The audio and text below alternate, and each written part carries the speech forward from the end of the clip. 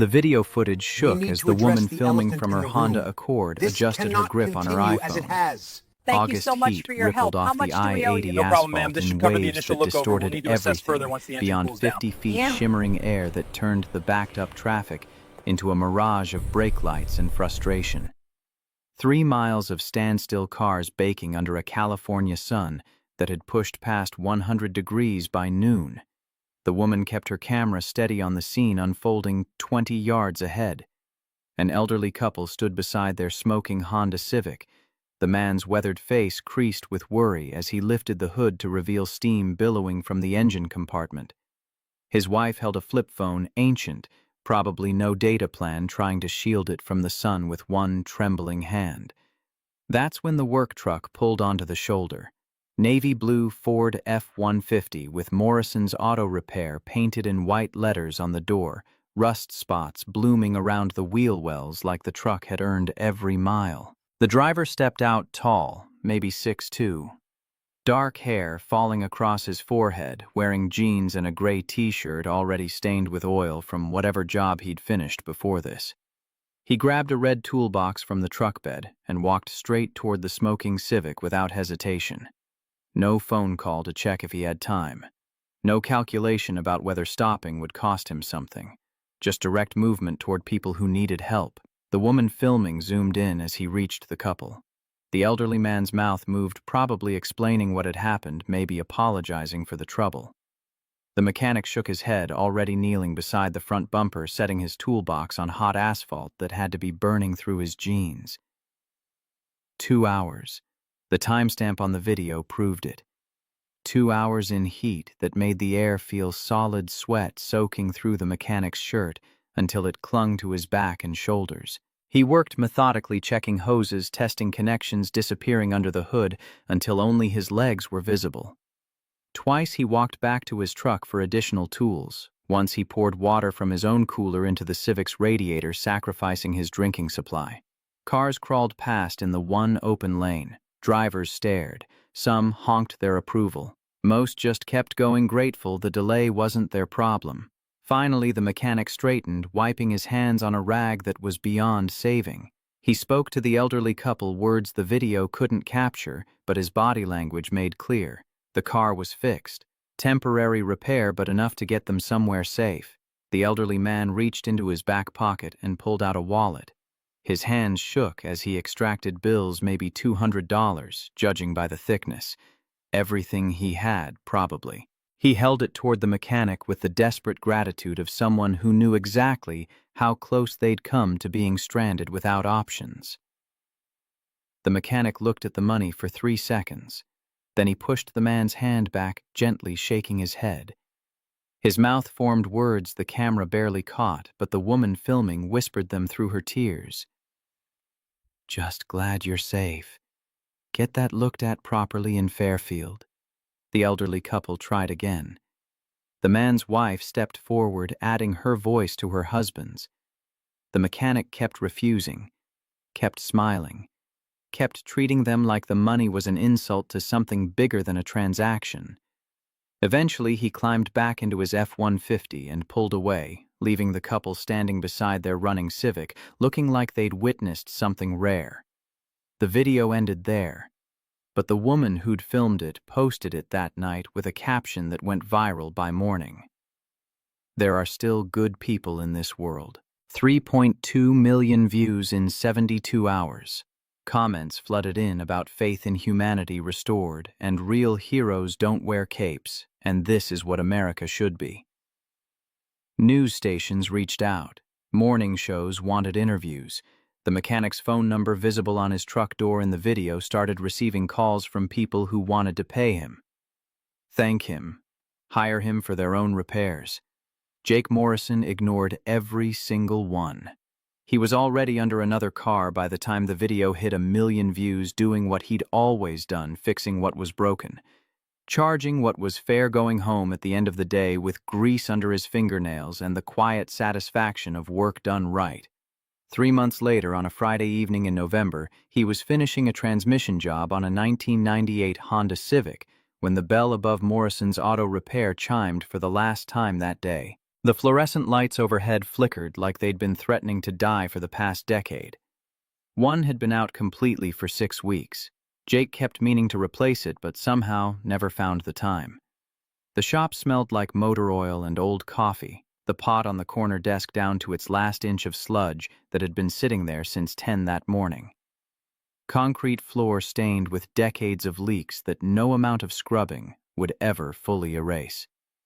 An American flag hung on the back wall above a calendar from the Giants' 2014 World Series run. Jake didn't look up from the engine. His hands were elbow-deep in the Civic's inner workings fingers, tracing the problem he'd been chasing for the past hour. The car belonged to a high school teacher in East Oakland who'd already been quoted $1,200 at a dealership for a repair Jake knew would cost half that. Tony emerged from the back office, wiping his hands on a rag that matched the futility of Jake's. 53 years old, with 2 kids at San Jose State, and the kind of face that showed every mile of the years he'd spent turning wrenches. He'd worked for Jake since the shop opened 6 years ago. Reliable, skilled, understood that fast and right weren't the same thing. "You turning away customers again?" "We're closing in 20 minutes. Jake's voice came muffled from under the hood. The bell meant someone had walked in, but the clock on the wall read 5:45, and he'd already put in 11 hours. "If it's not an emergency, they'll have to come back Monday." Real quick doesn't exist. Done right or not done at all. Silence from the front of the shop. Not the usual response. Most people either left or started explaining why their situation qualified as urgent. This person just stood there waiting with a patience that made Jake curious enough to finally look up. The woman in his doorway didn't belong. That was the first thought anyone would have, not cruel, just observational fact. She wore a cream-colored blazer that probably cost more than Jake's monthly rent on the apartment above Mrs. Chen's restaurant next door. Dark jeans that fit like they'd been tailored specifically for her frame, which they probably had been. Heels that put her close to 5'10", clicking against oil-stained concrete that had never seen footwear like that. Her hair was pulled back in a way that looked effortless, but Jake had learned enough from watching Emily get ready to know that effortless usually took work. She held herself like armor. Shoulders back, chin level, eyes steady, behind the kind of control that came from years of practice. But Jake had spent enough time reading people customers lied about what they'd done to their cars, had to learn to see past what they showed you to notice the tremor in her hands. Slight, the kind you'd only catch if you were paying attention. Her eyes, dark brown and sharp, held something he recognized too well. Desperation. The specific kind that came from being surrounded by people, but utterly alone. Tony had disappeared back into the office, probably sensing this wasn't a conversation about spark plugs. Jake straightened, tossing his rag onto the workbench. He was tall, just over 6 feet, with the kind of build that came from actual labor rather than gym memberships. Dark hair, perpetually messy face, unshaven because he'd stopped caring about that kind of thing years ago. His clothes carried the evidence of a long day fixing other people's problems. "Then what are you here for?" The woman took a breath, and Jake watched her make a decision. Whatever she was about to say, she'd been rehearsing it. Probably practiced in her car on the drive over. Her knuckles whitened slightly around the designer purse she carried. "My name is Madeline Sterling." Her voice was controlled, boardroom ready. The kind of voice used to giving presentations to people who mattered. "And I need to hire you for the weekend." Jake raised an eyebrow. "Lady, I don't know what kind of mechanic work you think requires a weekend, but I don't need a mechanic." The words cut through his sentence, cleanly surgical. "I need a boyfriend." The shop fell silent except for the hum of dying fluorescent lights and the distant sound of traffic on the street outside. Jake stared at her. Then he laughed, short, sharp sound with no humor in it. "You've got the wrong place." He turned back to the Civic, dismissing her. "Whatever this is, I'm not interested." "Please." The word came out softer than she'd intended. Jake heard her flinch at her own vulnerability. He paused, hands on the Civic's hood, not looking at her, but listening. "Just hear me out. 5 minutes. That's all I'm asking." Something in her voice made him stop. He'd heard a lot of things in his 34 years. Lies from customers trying to avoid paying for damage they'd caused. Promises from people who meant well but couldn't follow through. Threats from the occasional drunk who didn't like being told the repair would cost more than they wanted to hear. Pleas from the elderly couple on I-80 when they'd tried to pay him. But there was a quality to her desperation that felt different. Honest, maybe. Or maybe just broken in a way he understood. He turned around, crossed his arms, leaned against the Civic. 5 minutes. Talk. Madeline Sterling took another breath and gathered herself like someone preparing for battle. I come from a family that measures worth in dollars and legacy. Every year we have a gathering 3 days at the family estate in Napa Valley. Everyone brings their partners, shows off their achievements, quietly tears each other apart under the guise of civility. I've attended alone for the past 5 years. Jake didn't say anything, just listened, reading her body language, the way she shifted her weight every 15 seconds, the way her right hand kept adjusting the strap of her purse even though it was already positioned correctly. Every single time I'm reminded that despite everything I've accomplished professionally, I'm considered incomplete because I don't have someone standing next to me. Her voice steadied, shifting into what Jake recognized as a business pitch. This year I can't do it alone again. And now her voice was steadier, like she was presenting a case. I don't need romance. I don't need affection. I just need someone who can stand in a room full of people who will judge every word, every gesture, every breath, and not crumble under it. Someone real. And you think I'm that someone? Jake kept his voice neutral. You don't know anything about me. Actually, I do. That made Jake go still. Madeline reached into her purse, expensive leather thing that probably had its own insurance policy, and pulled out her iPhone. A few taps later, she turned the screen toward him. Jake recognized the video immediately. 3 months old now, but still circulating on social media whenever someone needed to restore their faith in humanity. The view count had passed 3 million last he'd checked, not that he was checking. He'd stopped looking after the first week when his phone wouldn't stop ringing with media requests and strangers wanting to know his life story. The footage showed him on I-80 100-degree heat spending 2 hours fixing a Honda Civic for an elderly couple who'd been stranded. Showed him refusing their money. Showed him treating them with dignity when he had absolutely nothing to gain from it. I saw this video the day it was posted. Madeline's voice had gone quieter, more genuine. She put her phone away and met his eyes. I watched you spend 2 hours in 100-degree heat helping complete strangers. I watched you refuse money from people who clearly didn't have much to give. I watched you treat them with dignity and kindness when you had absolutely nothing to gain from it. She paused, choosing her next words carefully. That's why I'm here. Because I need someone who understands that kindness isn't a transaction. Someone who won't be impressed by wealth or intimidated by my family's status. Someone who will just be real. Jake studied her for a long moment. The shop was quiet except for the buzz of those dying lights and the distant sound of traffic on the street outside. On the desk in the corner office, visible through the doorway, a photograph sat in a simple frame. A young woman with a bright smile standing in front of this same shop on opening day 6 years ago. American flags in the background, a mayor he'd never met cutting a ribbon. Emily. The reason he'd opened Morrison's Auto Repair in the first place.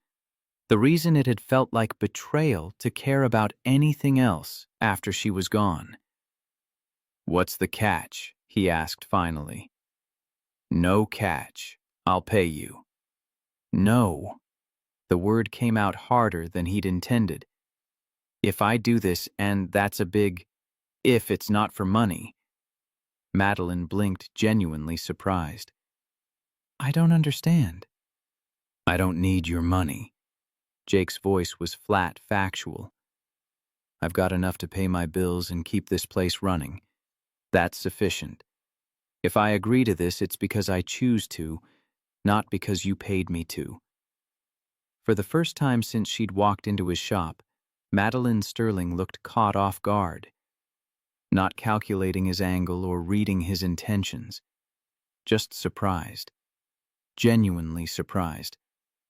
Why would you choose to? Jake considered the question. Why would he?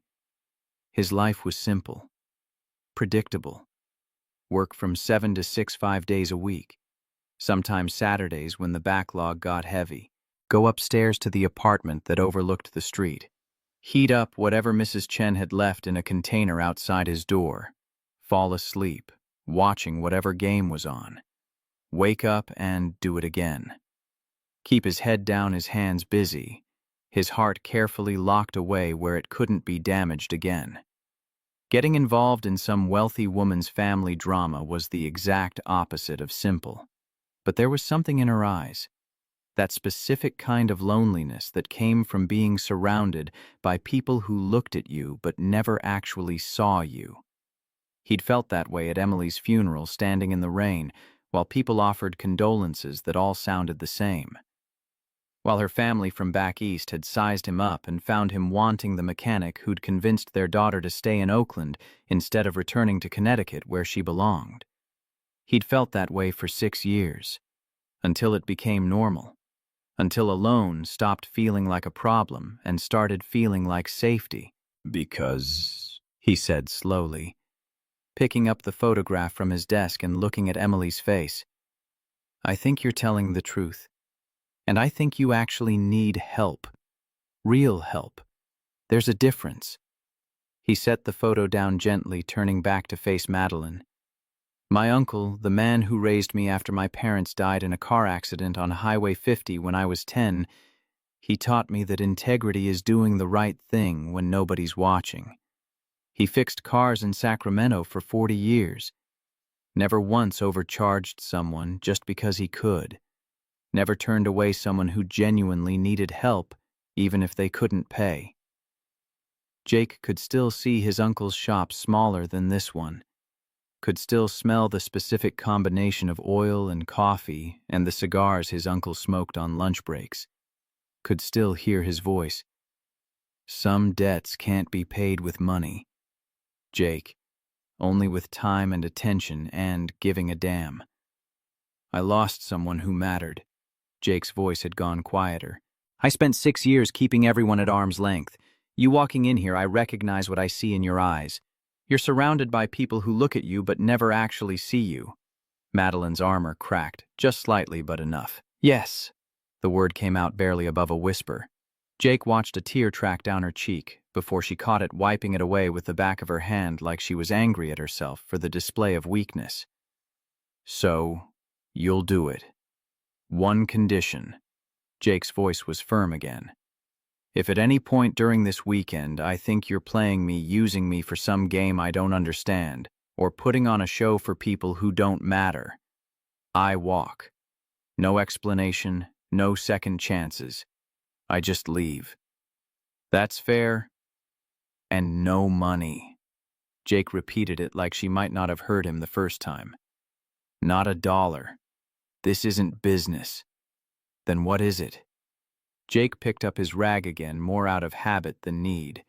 Anything to give his hands something to do. I guess we'll find out. When's this thing happening? Next weekend, Friday through Sunday. The estate is about 2 hours north of here in Napa Valley wine country. Of course it is. Jake's voice was dry, then louder. Fine, I'll need your number to coordinate details. They exchanged information, and Jake found himself looking at a contact that simply read Madeline Sterling with a 415 area code. San Francisco. No company name, no title. Just a name and a number. Thank you. The relief in Madeline's voice was palpable, like she'd been holding her breath since walking through his door. You have no idea what this means to me. Probably not. Jake agreed, but I'm starting to get the picture. Madeline turned to leave, her heels clicking against concrete. She paused at the door, one hand on the frame. "That couple you helped on the highway. Did you ever find out what happened to them?" Jake shrugged. "Never asked. Wasn't helping them, so I'd get a story out of it." Madeline smiled. A real smile this time, not the polished version she'd walked in with. The armor was still there, but he could see the person underneath it now. "No, I don't suppose you were." After she left, Jake stood in his empty shop for a long time, staring at his phone. The smart thing would be to text her right now and cancel. Whatever mess she was walking into, it wasn't his problem. He had his own ghosts to manage, his own wounds that still hadn't fully healed. But he didn't cancel. Instead, he went back to the Honda Civic and finished the job he'd started. Found the issue-worn clutch that would need replacing eventually, but could wait another few months if the teacher was careful. Wrote up an invoice for $400 instead of the $800 it would have cost at a dealership. Left a note about bringing it back in spring for the clutch work. Then he locked up the shop, climbed the stairs to his apartment, and tried not to think about cream-colored blazers and eyes that held too much loneliness for one person to carry alone. The week passed in the rhythm Jake had built his life around. Monday through Friday, 7 to 6. Oil changes and brake repairs and the steady accumulation of work that paid the bills and kept 3 employees fed. Marcus replaced a timing belt on a Toyota Camry. Jenny diagnosed an electrical problem in a Subaru Outback. Tony handled the walk-ins while Jake focused on the bigger jobs. He didn't hear from Madeline again until Thursday evening, when his phone buzzed with a text. Short, direct, the kind of message from someone used to coordinating schedules. "Picking you up tomorrow at 3 p.m. Pack business, casual clothes for dinners, something comfortable for daytime. The family dresses for evening meals." Jake looked down at his phone, then at his closet. He'd moved into this apartment 6 years ago and hadn't updated the wardrobe since. Jeans, work shirts, and exactly 2 button-downs he kept for occasions that required looking slightly less like a mechanic. A sports coat that Emily had convinced him to buy for her cousin's wedding, shoved in the back and probably 3 inches too tight across the shoulders now. He texted back, "Define business casual." The response came 30 seconds later. "Do you own a blazer?" Jake, number Maddie. "I'll handle it. What's your size?" Jake stared at his phone. The smart thing, the independent thing, would be to refuse. But she had a point. He'd agreed to help her survive a weekend with her family, and showing up looking like he'd just crawled out from under a car wouldn't help anyone. About 44. Long 34. By 34 pants. Don't go crazy. "Maddie, I'll try to restrain myself. See you tomorrow." Friday afternoon arrived with the kind of November weather that made people forget California had seasons. Clear sky temperature in the low 70s, the kind of day that felt like a gift. Jake closed up the shop at 2:30, leaving Tony in charge of anything that came through the door. He'd showered, changed into clean jeans and a navy Henley that at least didn't have oil stains, and thrown a duffel bag together with what he hoped would pass for appropriate weekend attire. At exactly 3 o'clock, a black Mercedes GLS pulled up in front of Morrison's Auto Repair. Jake was already outside locking the front door when Madeline stepped out of the driver's seat. He did a double take. Gone was the boardroom armor from last week. She wore dark jeans, a soft gray sweater, and ankle boots that looked expensive but actually practical. Her hair was down, falling in waves past her shoulders. She looked younger, more real. More like someone he might actually know instead of someone from a world he'd only ever seen in movies. "You look different." "So do you." Her eyes tracked to his clean clothes with something like approval. "I wasn't sure you owned anything without grease stains." "I have layers." Jake's voice was dry as he tossed his bag in the back seat. "Some of them don't even involve motor oil." The drive north started quiet. Madeline navigated through Oakland traffic with the kind of precision that spoke to someone who made this drive regularly, through the maze of streets that outsiders found confusing onto I-80 heading toward the Bay Bridge. Jake watched the landscape change through the passenger window, urban sprawl, giving way to industrial areas, then suburbs, then finally the rolling hills of wine country. "So," he said, finally breaking the silence as they passed Vallejo. "You going to tell me what I'm walking into, or are we doing this blind?" Madeline's hands tightened slightly on the steering wheel. "My family is complicated. Most families are. Not like this." She took a breath. Eyes still on the road, but her voice settling into the kind of briefing Jake recognized from his uncle's old military stories. Tactical information delivered without emotion. "My father built a real estate empire from nothing. By the time I was born, we had more money than we could spend in 10 lifetimes. My mother came from old Connecticut money, the kind where your last name matters more than anything you actually do. Together they created this expectation machine." Jake listened without interrupting. Let her tell it at her own pace. "I have 2 siblings. My older brother Derek runs the West Coast operations of my father's company. He's married to a woman whose family owns half the commercial properties in San Francisco. They have 3 perfect children, Tyler's 14, Sophie's 11, Jackson's 8, and a perfect life at least on paper. And your other sibling, my younger sister Vanessa," Madeline's voice carried a weight that spoke to complicated history. "She married into New England old money. Charles Huntington IV, if you can believe people still name their children like that. They split their time between Martha's Vineyard and Palm Beach. She specializes in making everyone else feel inadequate by simply existing." "Sounds delightful. It's a skill." Madeline's laugh was bitter. "And my father will assess you like a business acquisition. My mother will smile while cataloging every flaw. They won't be outright cruel. That would be gauche, but they'll make their opinions known in ways that feel like compliments until you really think about what they said." Jake processed this as they passed through Fairfield, the same stretch of I-80 where he'd helped the elderly couple 3 months ago. "And where do you fit in this picture?" Madeline was quiet for a moment. When she spoke again, her voice had gone flat. "I'm the one who disappointed everyone by choosing the wrong kind of success." "Wrong kind." "I run my own company, Sterling Solutions, technology, consulting for mid-sized businesses across the Bay Area. We help companies streamline their operations, implement better systems, scale efficiently. It's successful. We did $42 million in revenue last year. We're profitable, growing, making a real difference for our clients." Jake whistled low. 42 million. That was a number so big it didn't feel real.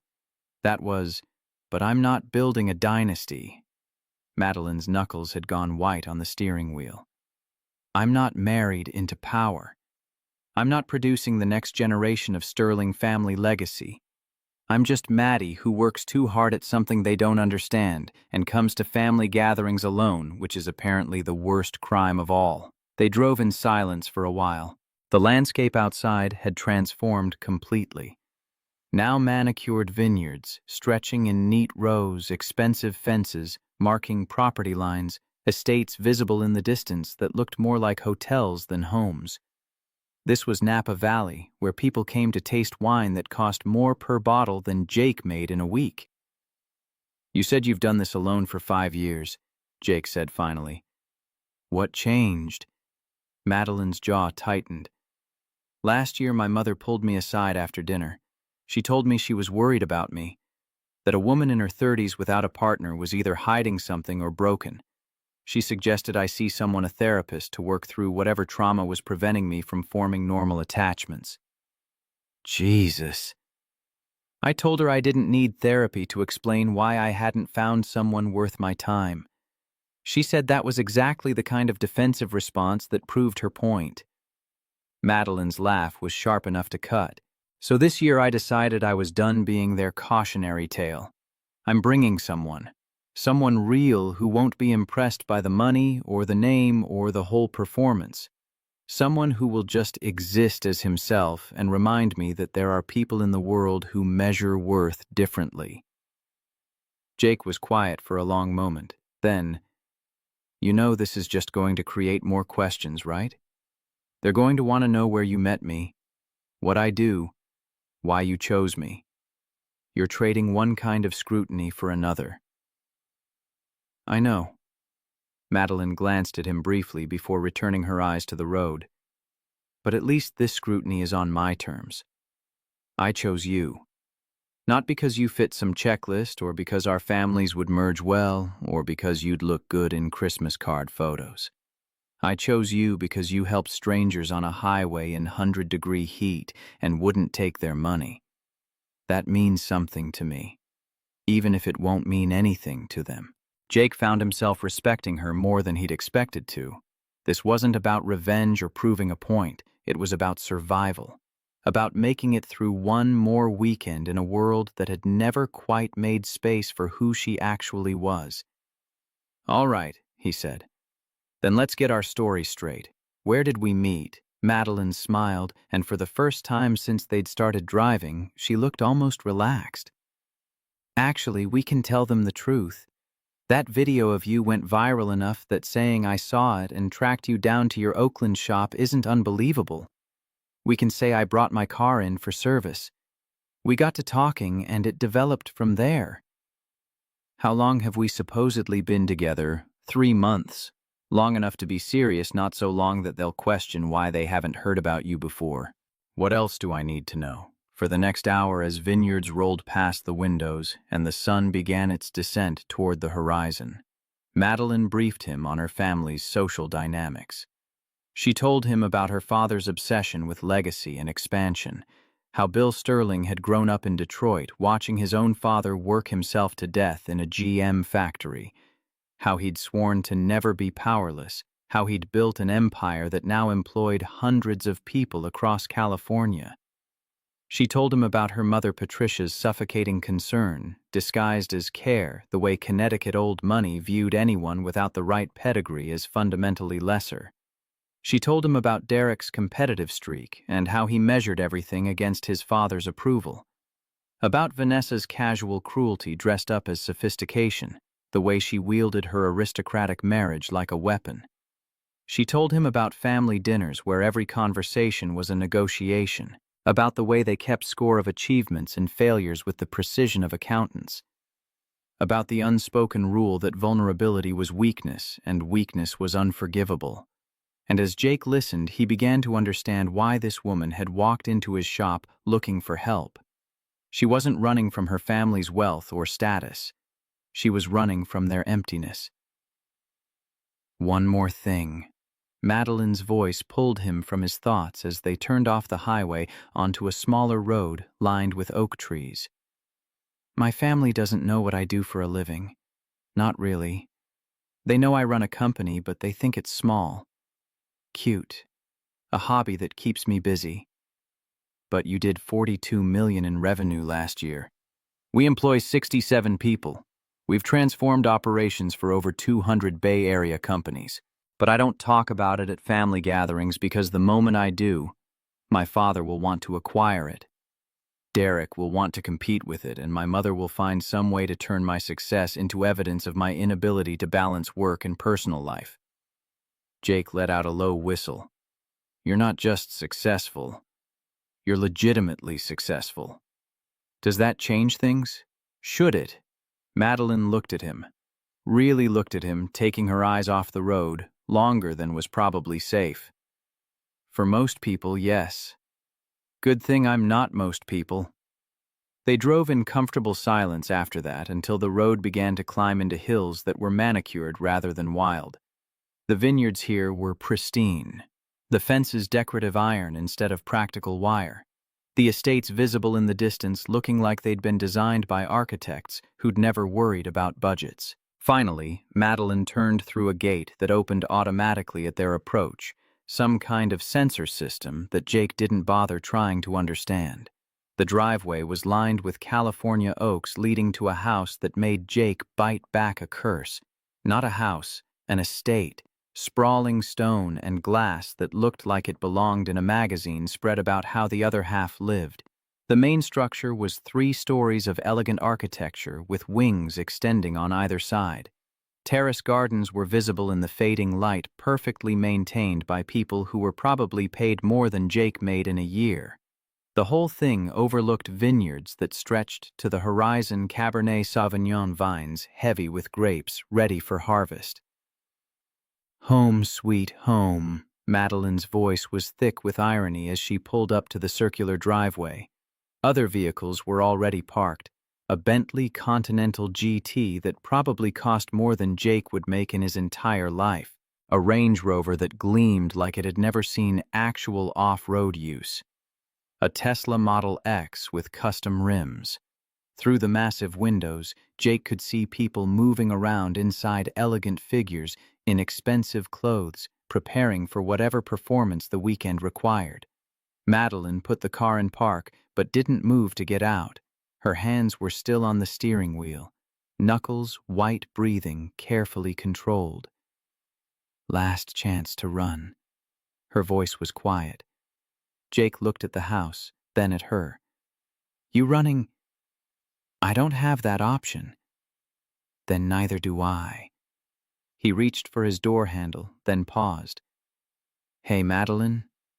She turned to look at him, and in the fading light, he could see the fear in her eyes. Real fear, the kind that came from walking into a place where you'd been hurt before and knowing you were about to be hurt again. "Whatever happens in there," Jake said, "remember that you asked me here because you wanted someone real. So that's what I'm going to be. Real. Myself. If that embarrasses you or doesn't fit what they expect, that's not my problem. Got it?" For a moment, Madeline just stared at him. Then something in her expression softened. Not relief exactly, but something close to it. "Got it." They got out of the car just as the front door opened. A woman emerged, early 60s, perfectly coiffed hair that had probably required 2 hours at a salon that morning, wearing cream-colored slacks and a silk blouse that cost what Jake made in a month. Her smile was warm and welcoming right up until her eyes landed on Jake. Then the smile became something else entirely, more calculation than greeting. "Madeline, darling." The woman moved down the steps with practiced grace. "You made excellent time." "Traffic was light through Berkeley." Madeline's voice had shifted, becoming more formal, more careful. The armor was back up, Jake realized. The version of her he'd seen in the car was gone, replaced by something harder. "Mother, this is Jake Morrison. Jake, this is my mother, Patricia Sterling." Jake extended his hand, stepping forward with the same confidence he'd use walking into any situation. "Mrs. Sterling, thank you for having me." Patricia took his hand. Her grip was firm but brief. Her skin was soft in a way that spoke to expensive lotions and a life free from manual labor. Her eyes, the same dark brown as Madeline's, assessed him with the precision of someone used to cataloging worth in seconds. "How lovely to meet you, Jake. Madeline has told us absolutely nothing about you, which means we get the pleasure of discovering you fresh." The words were friendly. The tone was not. "I'm an open book." Jake kept his voice easy, unthreatened by her assessment. "Not much mystery to uncover." "Oh, I doubt that." Patricia's smile never quite reached her eyes. "Everyone has mysteries. The question is whether they're interesting ones." Before Jake could respond, a man appeared in the doorway. Tall, silver-haired, with the kind of presence that came from decades of commanding rooms full of people who wanted something from him. He wore slacks and a cashmere sweater that probably cost more than Jake's entire wardrobe, and he carried himself like someone who'd never questioned his right to any space he occupied. "Madeline." His voice was deep, measured. "And this must be the mysterious boyfriend we've heard so little about." "Father." Madeline's voice had gone even more controlled. "This is Jake Morrison. Jake, my father, William Sterling." Bill Sterling descended the steps with confidence that bordered on ownership, not just of this property, but of the entire situation. His handshake was firm. A test, Jake realized, seeing how hard Jake would squeeze back whether he'd try to compete or defer. Jake matched it exactly, not competing, not yielding. Equal. Bill's eyebrow rose slightly. Firm grip. That's good. Shows character. Or just that I work with my hands. And what is it you do exactly? Jake met his eyes steadily. I'm a mechanic. I own Morrison's Auto Repair in Oakland. The silence that followed was deafening. Patricia's smile froze in place like someone had pressed pause. Bill's expression didn't change, but something flickered in his eyes, surprise maybe, or disappointment, or the kind of calculation Jake had seen in his uncle's eyes when sizing up whether a car was worth fixing. From inside the house, Jake heard someone laugh. The sound cut off abruptly like they'd been shushed. A mechanic. Bill repeated the word slowly, testing it. How practical. Someone has to keep people's cars running. Indeed. Patricia's voice had gone bright in a way that felt dangerous. How wonderfully down-to-earth, Madeline, you've always had such an interesting way of surprising us. Before Madeline could respond, another voice cut through the tension. Well, well, our baby sister actually brought someone. I didn't think this day would ever come. A man emerged from the house mid-40s, expensively dressed in slacks and a cashmere sweater that matched his father's dark hair going distinguished at the temples. Behind him came a woman who looked like she'd stepped out of a society magazine, perfectly assembled in a way that suggested hours of preparation to look effortlessly elegant. And behind them, 3 children, teenager wearing a Stanford t-shirt, looking skeptical younger girl, carrying an iPad studying Jake with open curiosity, and a small boy whose eyes had locked onto Jake's F-150 truck with something close to wonder. Derek? Madeline's voice was carefully neutral. Jake, this is my brother Derek, his wife Amanda and their children, Tyler, Sophie, and Jackson. Derek looked Jake up and down with the kind of assessment that reduced a person to their market value. Amanda's smile was sharp enough to cut glass. The kids hung back watching. A mechanic from Oakland. Derek's voice carried something Jake couldn't quite identify. Not quite mockery, not quite curiosity. How refreshingly blue-collar. Tell me, Jake, where exactly did you two meet? At my shop. Jake kept his answer simple, direct. Madeline brought her car in for service. We got to talking. How romantic.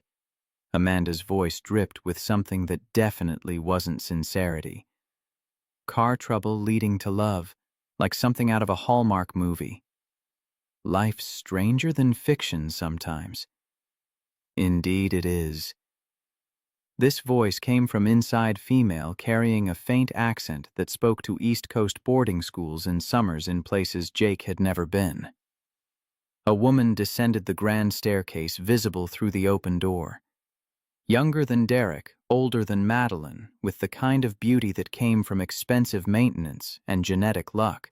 I'm Vanessa, the sister who made the sensible choice of marrying well rather than working herself to exhaustion. Behind her, a man appeared, a tall, perfectly groomed, wearing a watch that probably cost more than Jake's truck. He looked at everyone with the kind of boredom that suggested he'd rather be anywhere else. Charles Huntington IV. Jake assumed. New England aristocracy playing at being present. Vanessa, Madeline's voice carried a warning. What, I'm just being honest. Vanessa air-kissed Madeline's cheeks without actually making contact. And you must be the famous Jake. My goodness, Maddie, he's even more rugged than I imagined. Very authentic. The way she said authentic made it sound like an insult. Jake had spent exactly 5 minutes with the Sterling family, and he already understood why Madeline had walked into his shop looking desperate. These people didn't have conversations. They had verbal fencing matches where every word was chosen to draw blood while maintaining plausible deniability. Why don't we get you both settled? Patricia suggested, gesturing toward the house with the kind of authority that expected immediate compliance. Dinner's at 7, business casual as always. I'm sure Madeline can help you navigate our dress code, Jake. I'm sure she can. Jake picked up both his duffel bag and Madeline's weekend bag from the car. The weight was nothing compared to the transmission he'd carried into his shop earlier in the week, but he saw Patricia's eyes track the gesture old-fashioned manners that didn't quite fit with her assessment of him. As they walked into the house, Derek fell into step beside Jake. So, a mechanic. That's honest work. It pays the bills. I'm sure it does, though I imagine the bills are quite different in your world than in ours. Derek's smile was friendly. His eyes were not. How long have you and Madeline been seeing each other? About 3 months. Funny. Derek's voice stayed light, conversational. She hasn't mentioned you once in our weekly calls. Jake kept walking, refusing to take the bait. Maybe she wanted to keep something private for once. Or maybe she wanted to make sure you were worth mentioning before she subjected you to the Sterling family experience. Derek's smile sharpened. We can be a bit intense. I've noticed. Have you? Derek laughed. Well, you haven't seen anything yet. Wait until dinner. That's when things get really interesting. They reached the grand staircase, marble and wrought iron that probably came from some European castle, and Madeline touched Jake's arm. We're in the East Wing. I'll show you to your room. Rooms? Patricia corrected gently, following them up the stairs.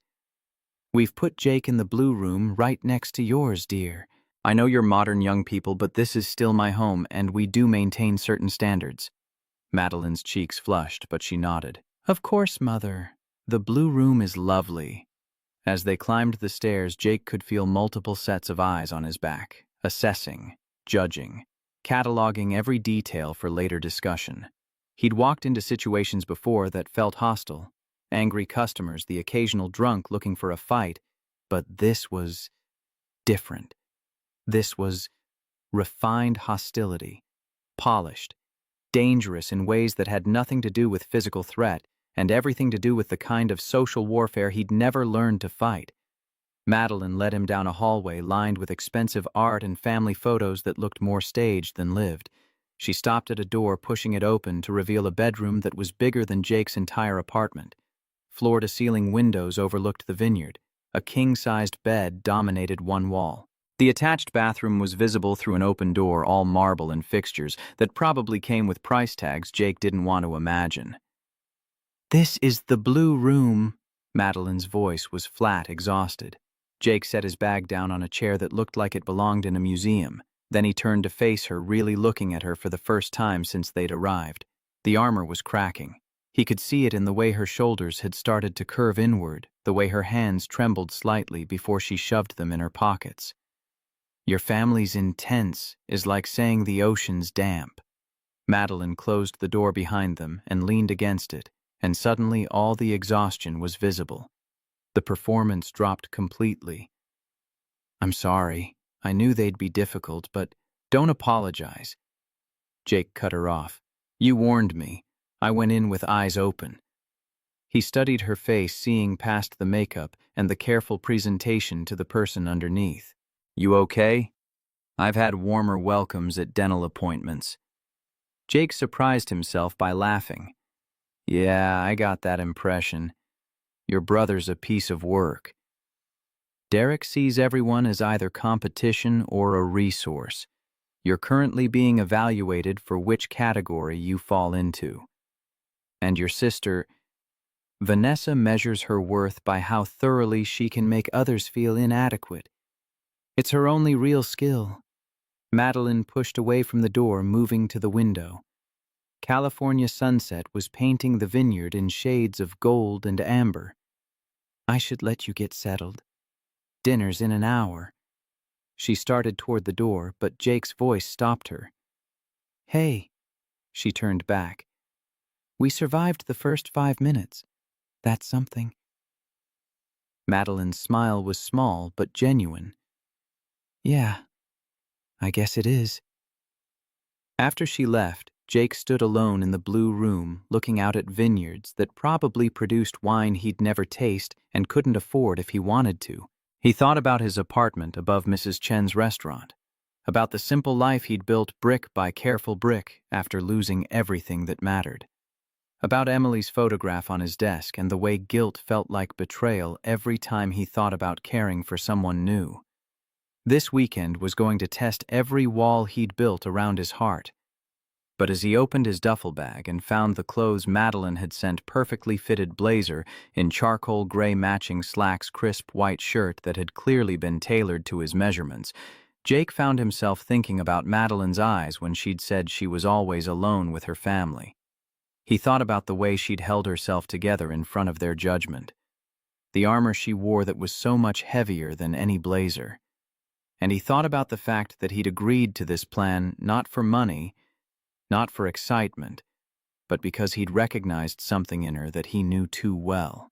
The loneliness of being surrounded by people who looked at you but never actually saw you. Jake checked his reflection in the mirror, the mechanic from Oakland wearing clothes worth more than his monthly rent, about to have dinner with people who measured worth in dollars and legacy. Well, he said to his reflection, this should be interesting. Then he opened the door and went to face whatever the Sterling family had planned for dinner, knowing that the real test wasn't about surviving their questions or their judgment.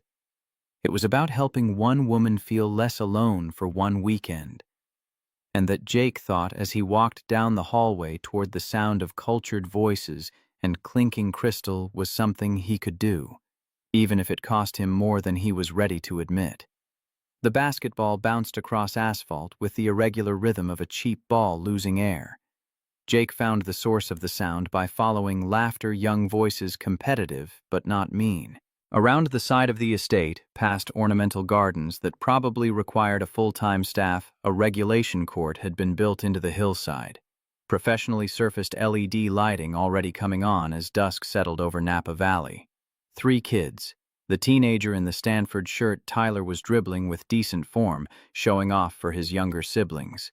Sophie sat cross-legged on the sideline with her iPad, but her eyes tracked the game instead of the screen. Jackson, the 8-year-old, was trying to guard his brother, despite being half his height. Jake had changed into jeans and a button-down the blazer left upstairs because dinner was still 40 minutes away, and he'd rather meet the kids before facing the adults again. The ball rolled toward him as he approached, and he caught it without thinking. Tyler stopped mid-dribble, surprised. "Lucky catch!" Jake spun the ball in his hands, once feeling the weight, then stepped to the three-point line and shot. The ball arced perfectly, swishing through without touching the rim. Tyler's expression shifted from skeptical to grudgingly impressed. "Okay, lucky shot. Try me." Jake passed the ball back. They played one-on-one while the California sky darkened from gold to purple. Tyler had skills someone had paid for, coaching probably expensive camps in the Bay Area, but Jake had grown up playing pickup games in Sacramento where being tall wasn't enough if you couldn't handle actual defense. He didn't embarrass the kid, but he didn't let him win either. "You're the mechanic." Tyler drove toward the basket, Jake staying with him. "That's different. You sound like your parents." Jake blocked the shot without fouling. "Got your own opinions or just repeating theirs?" The ball bounced away and Jackson retrieved it, holding it like a prize. Tyler's face flushed, but something in his eyes shifted.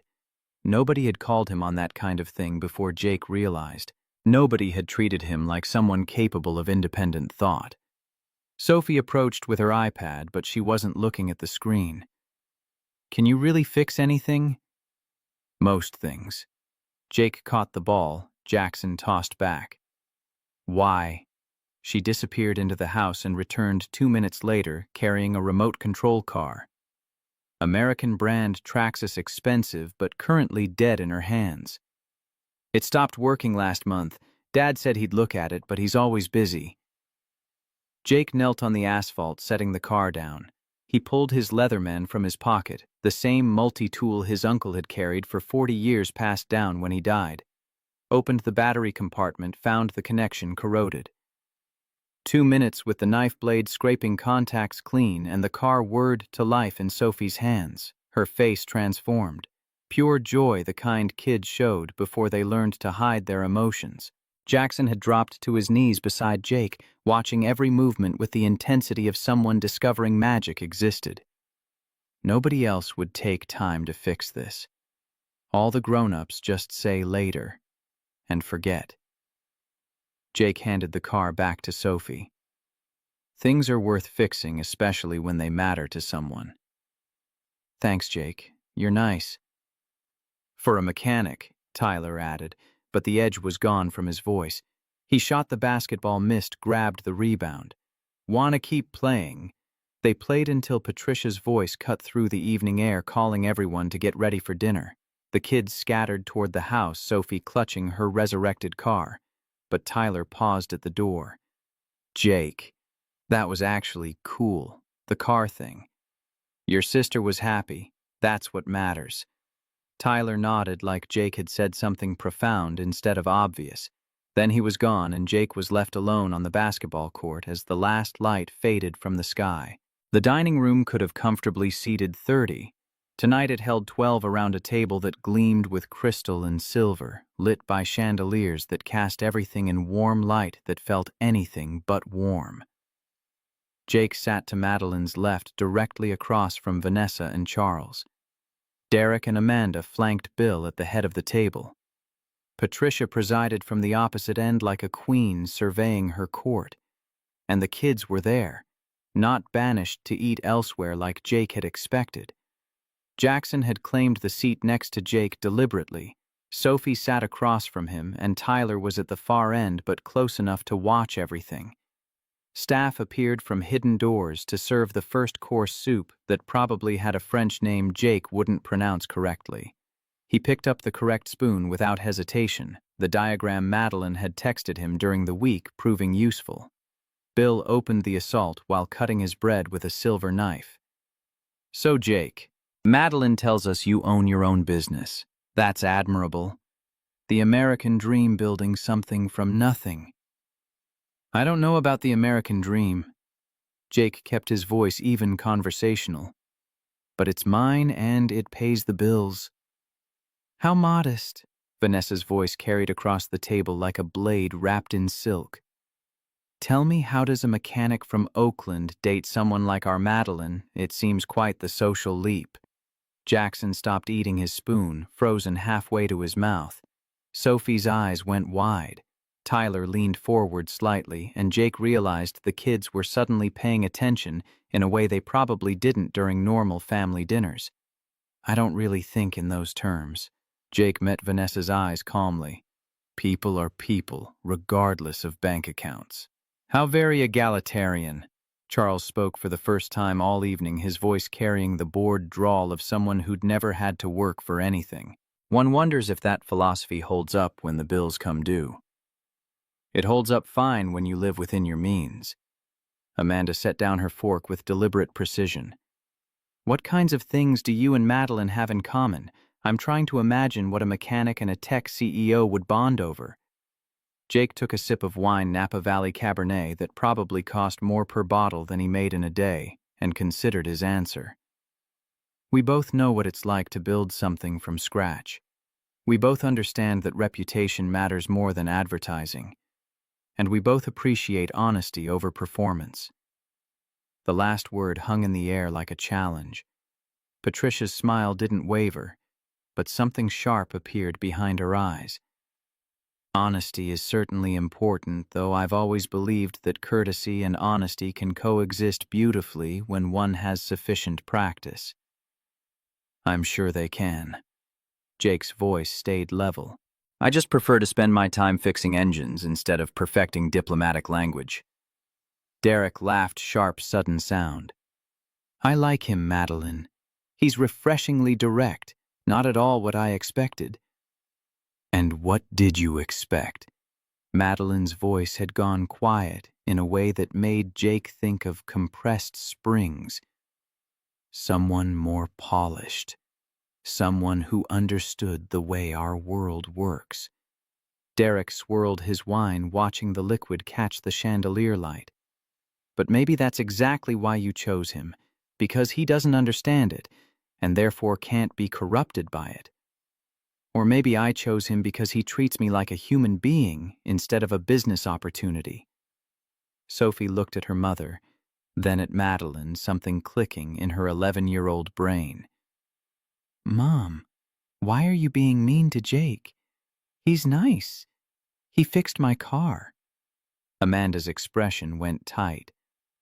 We're not being mean, honey. We're just asking questions. You're asking mean questions. Jackson's voice was a matter of fact, the kind of truth that only 8-year-olds could deliver without apology. Derek's face flushed. Jackson, that's enough. But the damage was done. The kids had spoken the truth everyone else was dancing around, and suddenly the whole table felt it. The adults performing, the children seeing through it. The gap between what was being said and what was actually happening. Bill cleared his throat, trying to reclaim control. Perhaps we should discuss something more pleasant. Jake, tell us about your family. Where did you grow up? Here it comes, Jake thought. The excavation of his background to find something that explained why he wasn't suitable. Sacramento. My parents died in a car accident on Highway 50 when I was 10. My uncle raised me. He was a mechanic, ran a shop there for 40 years before a heart attack took him 8 years ago.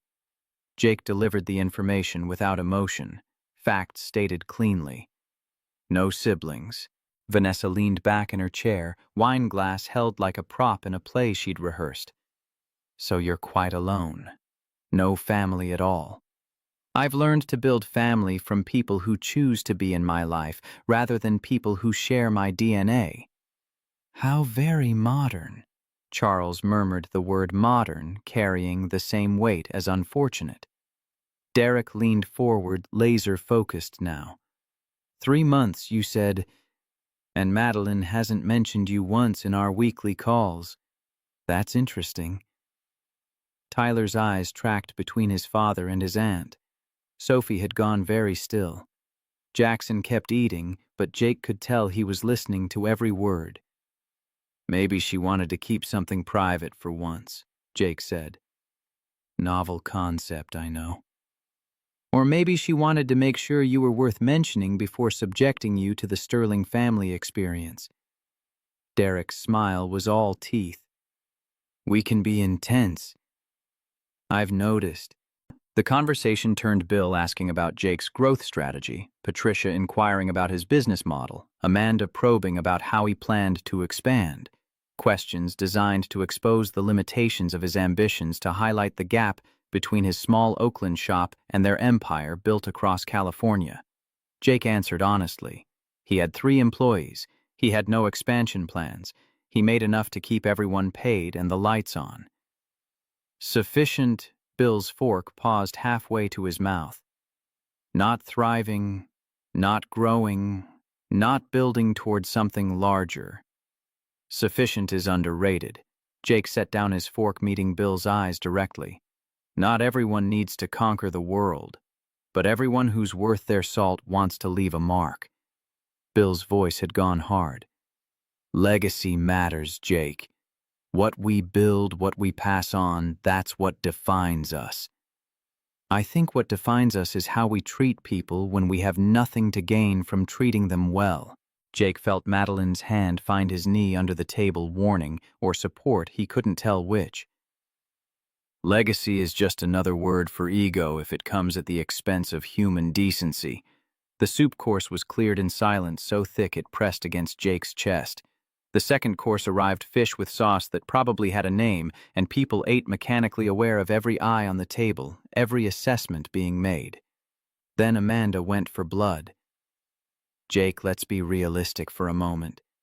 She set down her fork, giving him her full attention in a way that felt predatory. Madeline is successful, educated from a prominent family. She moves in circles where business and personal life naturally intertwine. Are you truly telling us that your little Oakland shop wouldn't benefit from her connections? That you haven't thought about how access to her network could change your business? Jake looked at her calmly. My little shop is exactly the size I want it to be. I don't need growth. I don't need connections. What I need is to do good work for fair pay and go home at night knowing I helped someone solve a problem. Madeline's connections don't factor into that equation.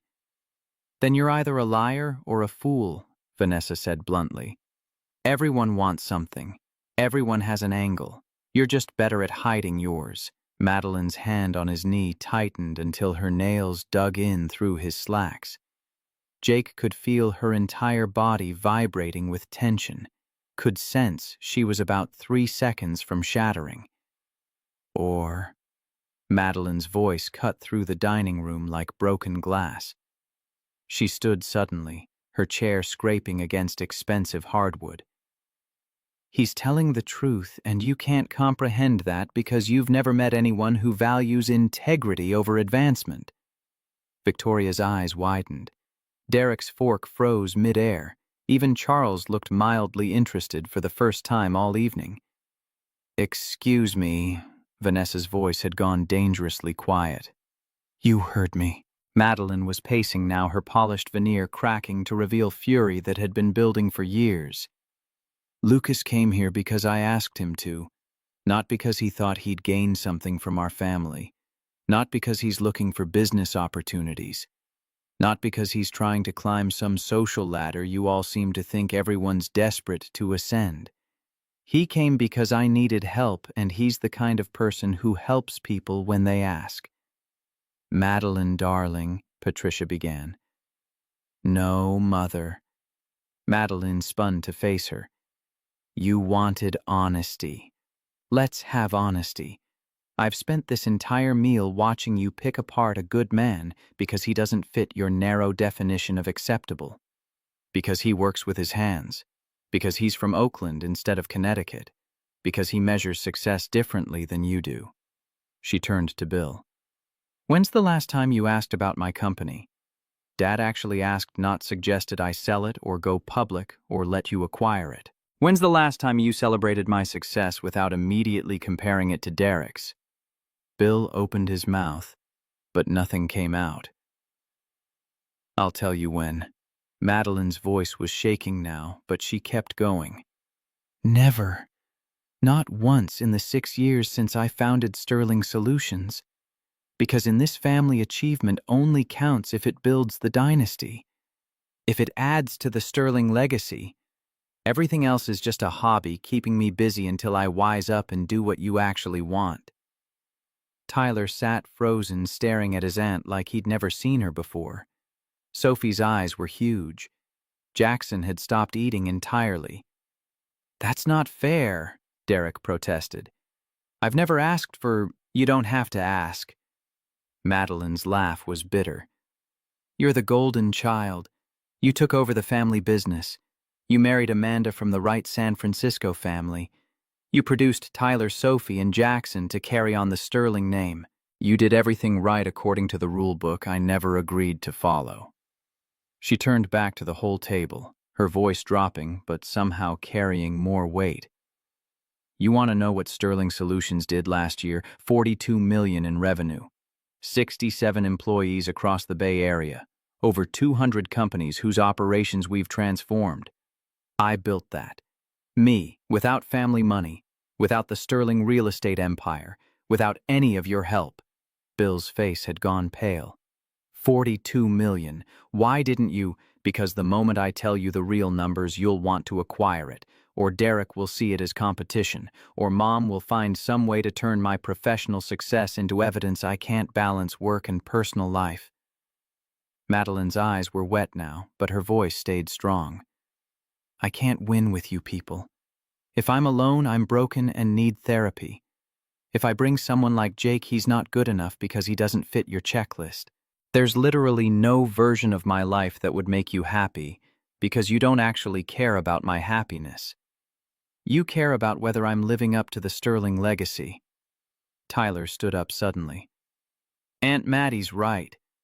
His voice cracked on the words, but he pushed through. "I hear you guys talking about her after she leaves, about how she needs to settle down and have kids and stop working so hard. Like she's some kind of problem that needs solving instead of, he gestured helplessly, instead of just being successful on her own terms. Tyler, sit down, Derek said. No. Tyler's hands were shaking, but he didn't sit. Aunt Mattie is kind of a badass. She built a company that does $42 million a year, and none of you even knew because you never bothered to actually ask about her life. And Jake fixed Sophie's toy car in 2 minutes without even thinking about it because he saw it mattered to her. That's more than any of you have done. Sophie nodded vigorously. Jackson looked at his brother with something like awe. The dining room had gone completely silent except for the sound of Madeline's unsteady breathing and the quiet hum of the chandelier overhead. Then Bill pushed back from the table, standing with the kind of authority that demanded attention. I think we need a break. Everyone's emotions are running high and we're saying things that perhaps should be said more carefully. It was a retreat disguised as wisdom, and everyone at the table recognized it for what it was. Staff appeared as if summoned by telepathy, clearing plates that were still half full. The family scattered like shrapnel, Derek and Amanda to the terrace, Vanessa and Charles to the library, Patricia toward the kitchen. Bill stood at the head of the table looking at Madeline and Jake still seated. Jake, a word in my study if you don't mind. It wasn't a request. Madeline's hand tightened on Jake's. Father, it's fine, Jake said quietly. He stood, squeezed her hand once, then followed Bill through the house. The workshop was separate from the main house, a building Jake hadn't noticed in the dark when they'd arrived. Bill led him there in silence, unlocking a door that opened onto a space that smelled like motor oil and old leather and metal. Vintage American cars filled the garage, a 1967 Ford Mustang on a lift, a Corvette Stingray from the 60s, a Chevelle SS with its hood up, snap-on tools everywhere, organized with the precision of someone who actually used them, Pennzoil cans stacked against one wall, racing posters from American tracks Laguna Seca, Indianapolis, Daytona. Bill poured bourbon from a bottle that probably cost more than Jake made in a week. Handed Jake a glass without asking if he wanted it. Then he picked up a wrench and moved to the Mustang, settling into work like it was meditation. Some things you want to do with your own hands. Jake set his glass down and joined him under the hood. They worked in silence for several minutes, Bill pointing out what needed attention, Jake handing him tools, both of them falling into the rhythm that any two mechanics understood, regardless of their tax brackets.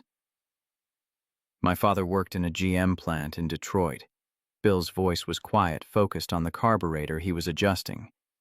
12-hour shifts, 6 days a week. Died at 52 from a heart attack right there on the factory floor. Never owned anything. Never traveled anywhere. Never had a single day where he wasn't worried about money.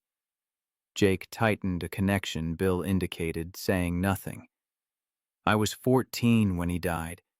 I swore I'd never live like that, never be powerless, never be dependent on someone else's mercy for my survival. Bill's hands moved with the confidence of someone who'd done this 1,000 times. So I worked. I studied. I built. By the time I was 30, I'd made my first million. By 40, I'd built an empire. Was it worth it? Jake asked quietly. Bill paused, wrench held in midair. That's the question, isn't it? He set the tool down, wiped his hands on a rag. I gave my children everything my father couldn't give me. Security, opportunity, education. But somewhere along the way, I also gave them the burden of expectations, the weight of legacy, the pressure to be worthy of everything I'd built. Jake thought about his uncle's shop in Sacramento, the way it had barely made enough to keep food on the table, the way his uncle had worked until his body gave out, and even then he'd died with grease under his fingernails because he'd been fixing someone's car when the heart attack hit. Some debts can't be paid with money, only with time and attention and giving a damn. Madeline doesn't need to be worthy, Jake said. She already is. She just needs you to see it. Bill looked at him for a long moment, really looked at him in a way he hadn't during dinner. You're going to break her heart, not because you mean to, but because eventually the reality of who you are and who she is will create a gap too wide to bridge. And when that happens, my daughter will be the one who pays the price. Or we'll build that bridge together. Jake met his eyes. One honest conversation at a time. One choice at a time. One moment of choosing each other over the easy path. That's optimism talking. Optimism breaks eventually. Reality has a way of wearing it down. I've had my optimism broken before, Mr. Sterling. I know what that costs. Jake thought about Emily, about the funeral in the rain, about 6 years of not letting anyone matter. But I also know that cynicism is just another kind of cowardice. It's easier to assume failure than to risk hoping for something better. Bill pulled a business card from his wallet, wrote something on the back with a pen from his pocket. My direct cell. If you ever need advice about loving stubborn women, call me. Not the office, not my assistant. Me. He handed the card over and Jake tucked it into his pocket. When Patricia and I got married, I had nothing. Her family, old Connecticut money going back to the Mayflower, thought I was trash from Detroit. They gave us 5 years before she'd come running back to Greenwich. Bill's voice had gone rough with emotion he was trying to hide. We've been married 42 years. You know what made the difference? What? She chose to believe in what we were building, instead of what everyone said we couldn't have. If you're going to be with my daughter, you'll need to make that same choice every day, even when it's hard, especially when it's hard. They finished the work on the Mustang in silence. When Jake finally headed back to the house, his hands smelled like motor oil and Kentucky bourbon, and he was carrying the weight of a father's warning wrapped up as a blessing. He found Madeline in the garden, standing alone under lights that turned the cultivated landscape into something almost magical. She turned as he approached, and Jake saw tracks of tears on her face that she hadn't bothered to hide. Did he threaten you? A little? Did you deserve it? Probably. Madeline's lips quirked, despite everything. Good. You were pretty brutal at dinner. So were you. I know. She looked at her father through the workshop window, visible working on his cars. I don't know what just happened. I've never said those things out loud before. Jake moved closer, close enough that he could see the exhaustion in her eyes. Maybe it was time. They stood there as night deepened over Napa Valley, two people who'd just blown up a family dinner and had no idea what came next. Madeline's phone buzzed. She glanced at it, then showed Jake the screen. Derek. We need to talk. Library. Now. Jake, want me to come? Madeline, no. This is something I need to do alone. She walked back toward the house with her shoulders squared like someone preparing for battle. Jake watched her go, then stayed in the garden for another 20 minutes, giving her space for whatever conversation was about to happen. When he finally went inside, he found Tyler sitting on the grand staircase, still in his dinner clothes, staring at nothing. You okay, kid? Tyler looked up, and Jake saw something in his 14-year-old eyes that looked way too old. Is it always like this? With families? Jake sat down beside him on the marble stairs. Some families, yeah. The ones who forget that being related doesn't automatically mean you understand each other. I've never heard Aunt Mattie talk like that. She's always so... Tyler gestured helplessly. So controlled. Sometimes control is just another word for surviving. Your aunt's been surviving for a long time. They sat in silence for a moment. Then Tyler said, My parents were talking after everyone left. They think you're going to break her heart. What do you think? Tyler looked at him with surprise, that same surprise from the basketball court, like adults asking his opinion was a foreign concept. I think you actually like her, not her money. You fixed Sophie's car without thinking about it. That's not something someone who's faking would do. From somewhere deeper in the house raised voices, not shouting, but intense. Jake couldn't make out words, but he recognized Madeline's voice and Derek's going back and forth like a tennis match. Sophie appeared at the top of the stairs in pajamas, rubbing her eyes. Are they fighting again? Talking, Tyler corrected, loudly. Same thing. Sophie came down and sat on Jake's other side, small and worried. If you love Aunt Maddie, why don't you just get married? Jake felt the question hit him square in the chest. 8 years old and cutting straight to the truth. It's more complicated than that, kiddo. Adults always say that. Jackson's voice came from behind them. The whole family was gathering on the stairs, now drawn by the sound of honest emotion in a house that usually ran on performance. But it's not. My friend Tommy's parents got divorced because his dad said things were complicated. Then his dad married someone else 6 months later. It wasn't complicated. He just didn't love Tommy's mom anymore. Jake looked at these 3 kids, Tyler trying to figure out what kind of man he wanted to be. Sophie watching everything with sharp eyes that missed nothing. Jackson speaking truth with the fearlessness that comes before the world teaches you to lie. Do you love Aunt Maddie? Sophie asked. The question hung in the air. From deeper in the house, the voices had gone quiet. Jake wondered if the conversation was over or if they'd just moved somewhere more private. Yeah, he said finally. I do. Then marry her, Tyler said, like it was the simplest thing in the world. That's what people who love each other do. Before Jake could respond, Madeline appeared at the end of the hallway. Her eyes were red, but her face was set with something like determination. She looked at Jake, surrounded by her nieces and nephew, all of them waiting for the next move in this family drama. Kids, it's late. Go to bed. They scattered reluctantly, Sophie hugging Jake before she went. Tyler nodded at him like they'd reached some understanding. Jackson waved. Then it was just Jake and Madeline in the hallway, and whatever had happened in that library was written all over her face. Derek apologized, she said, and her voice was hollow with shock. Actually apologized for comparing himself to me all these years, for making everything a competition I never signed up for. Jake stood walking toward her.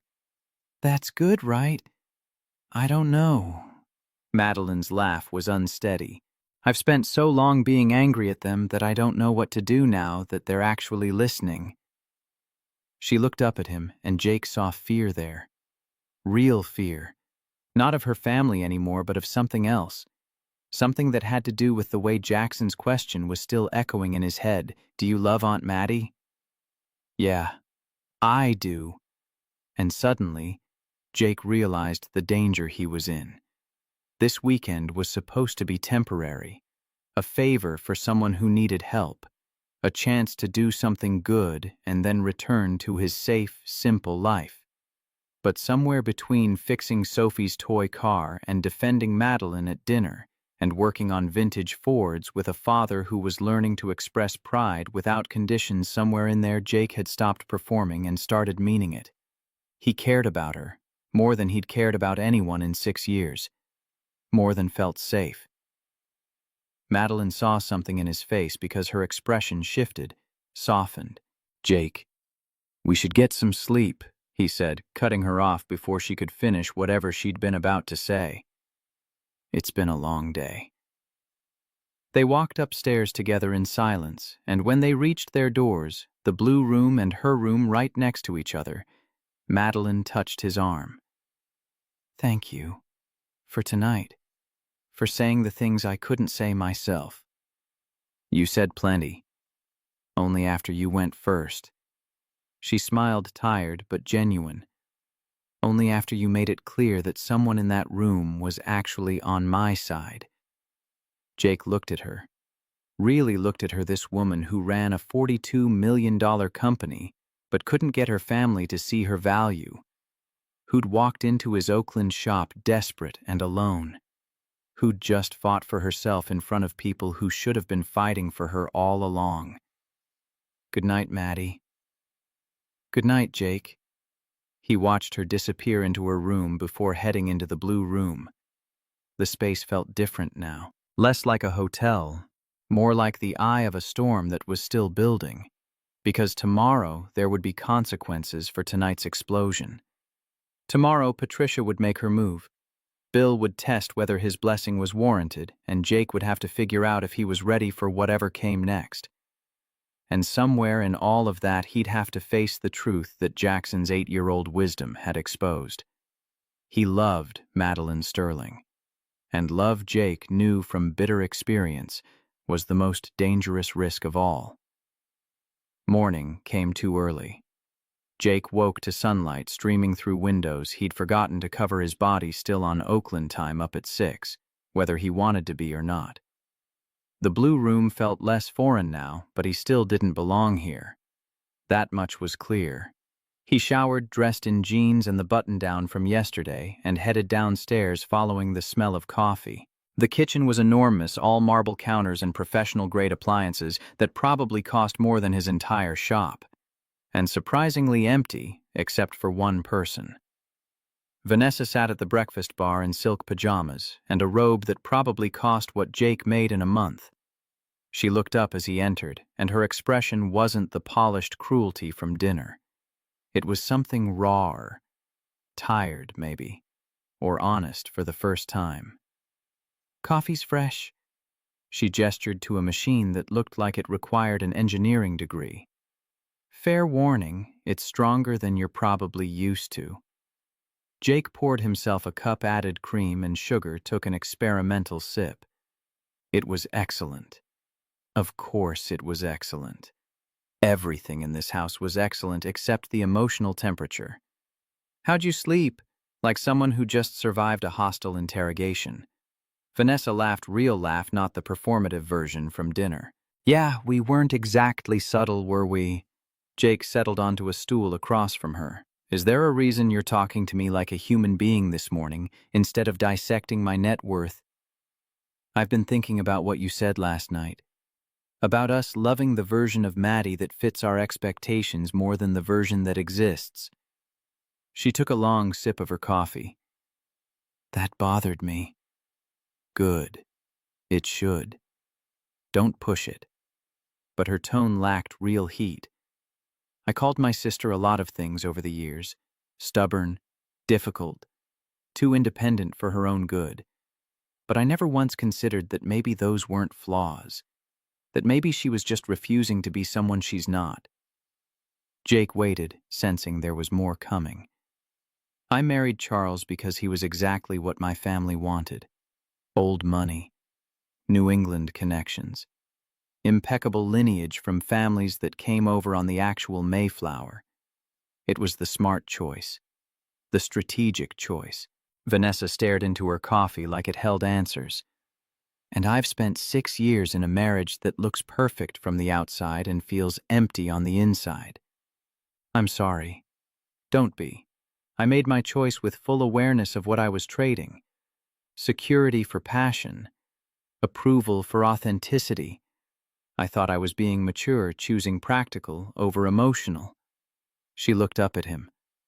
"But watching you defend Maddie last night, watching her defend you, I realized I've never had someone look at me the way she looks at you." Jake shifted uncomfortably. This conversation felt too intimate, too close to truths he wasn't ready to examine in daylight. "I'm not hitting on you," Vanessa said quickly. "God, no. You're not my type at all. Too earnest, too direct. I prefer men who understand subtext." She paused. "But you're exactly Maddie's type. Someone who doesn't play games. Someone who says what they mean and means what they say. Someone who chose her without calculating what he'd get in return." "How do you know I didn't calculate?" "Because you were genuinely shocked when Amanda mentioned Maddie's revenue numbers at dinner. Either you're the best actor I've ever met, or you really didn't know how successful she is." And given everything else about you, I'm betting on the latter. Vanessa leaned forward, and Jake saw something in her eyes that looked like desperation.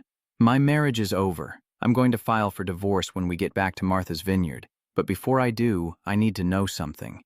Is it actually possible to have both success and authenticity, career and real connection?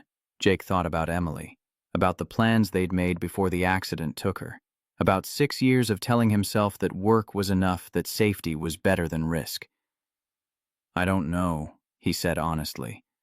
I think so. But I think it requires both people being willing to keep choosing each other, even when it's hard, even when the practical concerns start stacking up. Maddie has acquisition offers on the table. Did you know that? Jake went still. No. Seattle firm. Tech Vision Solutions. 120 million valuation. They want her to relocate at least part-time. Possibly permanent, depending on how integration goes. Vanessa watched his face carefully. When she's traveling for international deals, making decisions that affect hundreds of jobs, will you be able to handle not fully understanding that pressure? The question hit Jake square in the chest. He thought about his shop, 3 employees, 1 location, the kind of problems he could solve with his hands. He thought about Maddie running a company worth 9 figures, making decisions that rippled through the Bay Area economy. I don't know, he admitted, but I think understanding every detail matters less than respecting that her world is important to her, supporting her when it's hard, celebrating with her when she succeeds, being there even when I don't fully grasp the stakes. Vanessa studied him for a long moment. Then she smiled, sad, wistful. Maddie's lucky to have you. The kitchen filled with more people then. Patricia appeared with her morning routine already perfected. Derek and Amanda shepherded the kids in for breakfast. Tyler gave Jake a small nod. Sophie showed him her remote control car still working. Jackson climbed onto the stool next to him like they were old friends. Bill was the last to arrive, and when his eyes met Jake's across the kitchen, something passed between them. Not quite approval, but acknowledgement. The beginning of respect. Breakfast became organized chaos, staff bringing food, kids chattering about what they wanted to do today, adults making plans to avoid yesterday's minefield. Patricia touched Maddie's arm as coffee was poured. Darling, could we talk? Just the 2 of us. Maddie tensed but nodded. They disappeared toward the garden, and Jake watched them go with the same worry he'd felt last night. Whatever happened in these conversations mattered. The Sterling family was shifting, changing, and he didn't know if that made things better or worse. When Maddie returned 20 minutes later, her eyes were red, but her face looked lighter somehow, like she'd set down weight she'd been carrying for years. My mother apologized, she said quietly to Jake as they stood in the hallway. Actually apologized for testing you, for assuming the worst, for years of making me feel like I was broken instead of just different. That's good, right? I think so, I'm not sure. I've built so much of my identity around being the disappointment that I don't know who I am if they actually accept me. Before Jake could respond, Bill appeared in the doorway to his study. Maddie, could I borrow you for a moment? She looked at Jake, seeking permission or reassurance, he couldn't tell which. He nodded, and she followed her father into the wood-paneled room. Jake was left alone with his coffee and the growing certainty that this weekend had fundamentally changed something. Not just for Maddie and her family, but for him. He'd walked in here planning to help someone survive 3 days and then return to his safe, simple life. But Jackson's question kept echoing in his head. Do you love Aunt Maddie? Yeah, I do. And that changed everything. The rest of the weekend passed in a strange limbo. The Sterlings were trying awkwardly, imperfectly, but genuinely trying to be a family instead of a performance troupe. Derek asked Maddie about her company with actual curiosity. Patricia complimented her daughter without immediately adding a criticism. Bill showed Maddie his workshop and talked about his own father with a vulnerability Jake hadn't seen at dinner. Tyler asked Jake if he could come work at the Oakland shop next summer. Sophie showed everyone her fixed car at least 15 times. Jackson declared that Jake was his new favorite person and followed him around like a puppy. Sunday afternoon arrived with the bittersweet quality of endings. The family gathered in the driveway for goodbyes that felt different than Jake expected. Real hugs instead of air kisses. Genuine promises to stay in touch. Tyler shook Jake's hand firmly. Sophie made him promise to teach her how to fix things. Jackson announced that when Jake and Maddie got married, he wanted to be the ring bearer. Bill pulled Jake aside one last time. My daughter's going to make a decision about those acquisition offers soon. Maybe not this week, but within the year. When she does, her life will change dramatically. She'll need someone who can handle that. I understand. Do you? Bill's eyes were sharp. Because loving someone means supporting their growth even when it complicates your life beyond recognition. Jake thought about that as he and Maddie drove away from the estate Napa Valley Vineyards, giving way to hills, giving way to the freeway, back to Oakland. They were quiet for the first hour, both processing everything that had happened. Finally, as they crossed the Bay Bridge with the San Francisco skyline visible in the distance, Maddie spoke. I need to tell you about the acquisition. Jake's chest tightened, but he kept his voice steady. Okay. Leading offer from a Seattle firm. Tech Vision Solutions. $120 million valuation. They want to acquire Sterling Solutions, keep me on as CEO for 3 years, but... She paused. Relocation required. At least part-time. Possibly permanent. The number was so big it felt abstract. $120 million. That was Jake couldn't even process what that meant. Okay, he said again. Okay. Maddie glanced at him surprised. That's all you have to say. What do you want me to say? That I'll ask you not to take it. That I'll guilt you into choosing our relationship over your career. Jake kept his eyes on the road ahead. I won't do that, Maddie. I can't be the reason you don't reach for something you worked your entire life to achieve. But what does that mean for us? It means we have a decision to make, both of us. You need to decide if the acquisition is worth the changes it'll require. And I need to decide if I'm willing to build a relationship that might involve distance and complexity I didn't anticipate. He looked at her briefly before returning his eyes to traffic. But Maddie, we're not there yet. We don't even know if you're taking the offer. Let's not borrow problems from a future that hasn't happened yet. They pulled up to his apartment in Oakland, the contrast stark. From Napa Valley Estates to working-class neighborhood in 2 hours. Maddie put the car in park, but neither of them moved to get out. I'm terrified, she said quietly. Of what? Of making the wrong choice. Of wanting this us so badly that I compromise everything I've built. Of not wanting it enough and losing you because I chose work. Her hands gripped the steering wheel. I've spent my entire adult life being independent, not needing anyone. And now I've found someone who makes me want something different. But I have no idea how to do that without sacrificing who I am. Jake took her hand, threading his fingers through hers. Then we figure it out, together. One honest conversation at a time.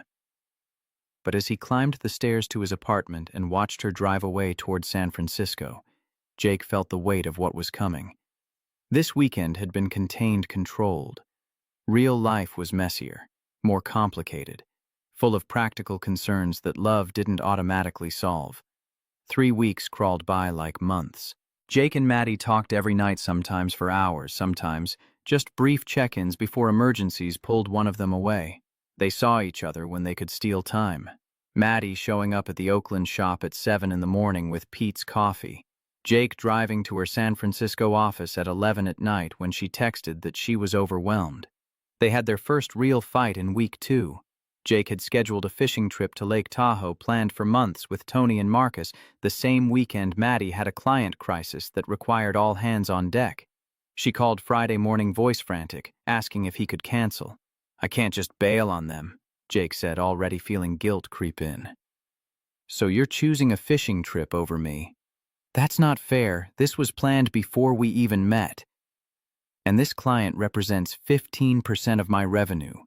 If I lose them because I can't give them my full attention, they'd both said things they regretted, hung up angry, spent a miserable day apart before meeting at a Blue Bottle Coffee in Oakland the next morning to repair it. I'm sorry, Maddie said. I can't expect you to be constantly available just because my work is unpredictable. And I'm sorry for making it sound like your emergency wasn't important. Jake reached across the table. We need a better system. They created an shared Google Calendar, emergency codes versus normal requests, boundaries that protected both their work and their relationship. It wasn't perfect, but it was honest. In week 3, Jake got an offer that tested everything. Tony walked into his office carrying a contract, his expression unreadable. Boss, you need to see this. Fleet maintenance contract from Tech Vision Solutions. 80 vehicles across the Bay Area. Premium rate. 3-year guarantee. Jake read the numbers and felt his stomach drop. $300,000 a year. Triple his current revenue. Enough to hire 10 more mechanics, expand to a second location in Berkeley or Hayward, transform his business from small shop to legitimate operation. The catch? Jake asked, because there was always a catch. 24/7 availability. Someone on call always for their Seattle executives visiting the Bay Area. They're demanding, but the money... Jake looked at Emily's photograph on his desk. Then at his phone, Maddie's last text visible. Miss you. Board meeting in SF ran late. Call when you can. He thought about 80-hour weeks, hiring people he didn't know, managing instead of fixing, becoming exactly what he'd never wanted to be, losing what made Morrison's auto repair his. Tell them no. Tony stared at him. Boss, do you understand what you're... I understand exactly what it is. Jake set the contract down. A trap dressed up as an opportunity. My uncle taught me in Sacramento that there's a difference between growing bigger and growing better. This is bigger, but it's not better. You're turning down 6 figures because of Maddie. I'm turning down 6 figures to protect what matters.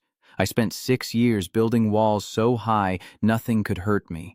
Then Maddie walked through my door and reminded me what it feels like to care about something beyond just getting through the day.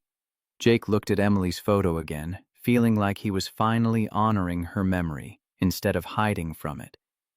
I'm not trading that for a fleet contract. 4 weeks after the Vineyard weekend, Maddie called at 8 in the morning. Her voice sounded strange, nervous, excited, terrified all at once.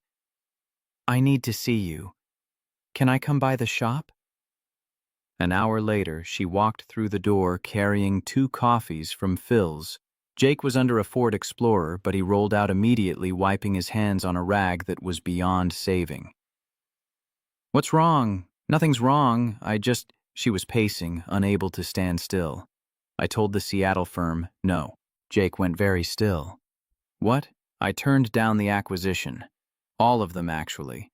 Tech Vision, the Boston Group, everyone. I'm keeping Sterling Solutions. Maddie, that was $120 million. I know what it was.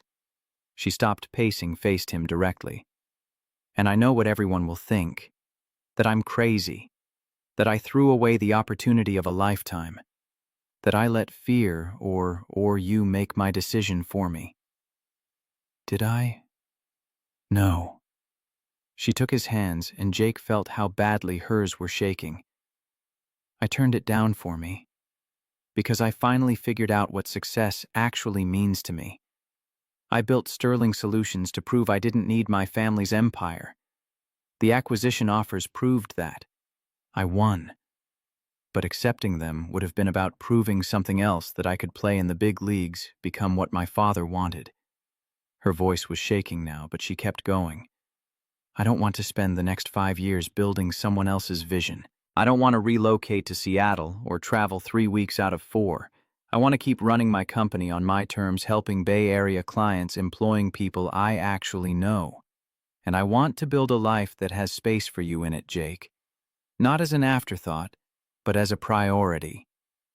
Jake pulled her into his arms and felt her cry against his shoulder, relief and terror and the weight of a choice that couldn't be unmade. "Are you sure?" he asked quietly. "Really sure? I'm terrified I'll regret it, but I'm more terrified of waking up in 10 years having built an empire I don't care about while losing everything that actually matters." They stood like that for a long time, Tony and Marcus, pretending to work on the other side of the shop, but definitely listening. When Maddie finally pulled back, she was smiling through tears. "I have another idea, something we could build together." 8 months later, Jake and Maddie stood outside a shop in Sacramento, the city where Jake's uncle had fixed cars for 40 years.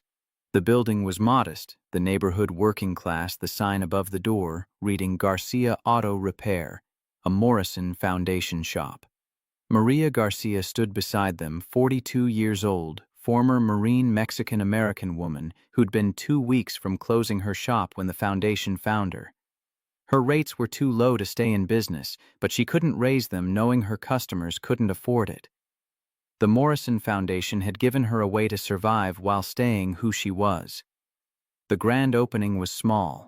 Families with old cars lined up, people who'd been quoted impossible prices elsewhere who needed reliable transportation to get to jobs that barely paid rent. Maria's 2 new employees stood with her in clean uniforms, ready to work. Jake watched Maria diagnose a problem for an elderly woman with her teenage grandson, and he felt something profound shift in his chest. This was what purpose looked like. Not just maintaining his small Oakland shop, but expanding the impact of his values, building something that would outlast him. Maddie stood beside him, her hand in his. She'd restructured Sterling Solutions over the past 8 months, hired a COO, promoted key employees, implemented systems that let the company run efficiently without requiring her constant presence. She ran the Morrison Foundation, now handling fundraising and organization, while Jake vetted mechanics and established quality standards. They'd built something together, not by compromising who they were, but by amplifying what they cared about. Bill had written the seed check, $100,000, as an investor, not a controlling father. Patricia had joined the board, bringing connections to Bay Area philanthropic organizations. Derek had helped with legal structures. Vanessa, now divorced from Charles and dating a high school teacher from Boston, had become their champion with East Coast donors. The Sterling family had transformed. Not perfectly, there were still moments of old patterns creeping back, but genuinely. They'd learned to value authenticity over achievement, connection over competition. As the sun set over Sacramento, Jake and Maddie drove back to Oakland. She'd moved into his apartment 3 months ago, kept her place in San Francisco as an office, but home was above Mrs. Chen's restaurant. Home was where they built their life together. "You know what today was?" Maddie said as they crossed the Bay Bridge. "The first time in my life I've built something that matters more than the revenue numbers." "How's it feel?" "Terrifying and perfect at the same time." They pulled up to the apartment, and Jake saw what he'd been hoping for, a package outside the door. Inside was a ring, simple American-made, exactly right. 3 years to the day after Maddie had first walked into his shop, Jake drove them to Napa Valley. The Sterling family wasn't there. He'd arranged that with Bill, just the 2 of them retracing the journey that had changed everything. They walked through the vineyard rows where Bill had given his blessing, sat on the terrace where they'd had the scary conversation about whether they could make it work, stood in the garden where Maddie had finally stood up to her family. As sunset painted the valley in gold and amber, Jake took her hands. 3 years ago, you walked into my Oakland shop and asked me to pretend to be your boyfriend for 1 weekend. You said you needed someone real." Maddie was already crying. "I remember." Jake pulled out the ring box, got on one knee. "I'm not asking you to pretend anymore. I'm asking because you're the person I want to choose every day.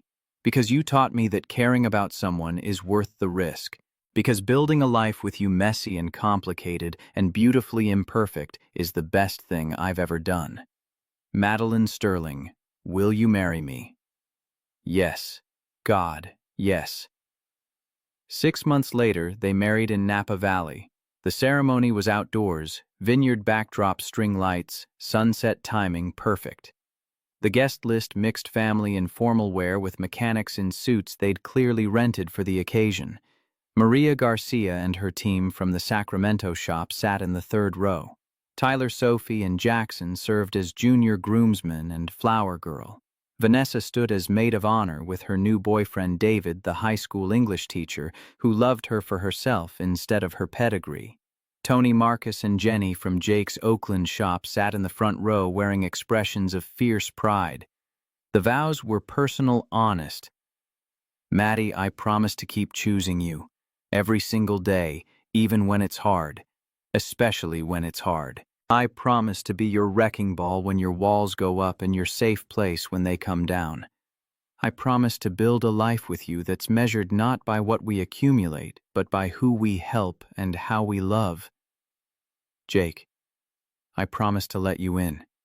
To trust that being seen is safer than being protected. I promise to choose authenticity over achievement, connection over control. I promise to build a life with you where success means waking up and knowing we matter to each other more than we matter to the world. At the reception, Bill stood to give a toast. His voice was thick with emotion Jake had never heard from him before. 3.5 years ago, my daughter brought home a mechanic from Oakland, and I thought she'd lost her mind. A man with grease under his fingernails, no interest in wealth or status, completely unimpressed by everything we'd spent our lives building. I was wrong. He paused, gathering himself. Jake didn't need to be impressed by what we'd built because he understood something we'd forgotten. My father taught me in Detroit that a man's worth is measured by his paycheck. I built an empire believing that lie. Jake taught all of us in one weekend that a man's worth is measured by what he does when nobody's watching, by who he helps when there's nothing to gain. Bill raised his glass. To Jake, who taught us to see clearly. To Maddie, who had the courage to demand better from all of us. And to the life they're building together, one honest choice at a time. Tyler stood spontaneously. I just want to say Jake gave me a summer job at his Oakland shop last year.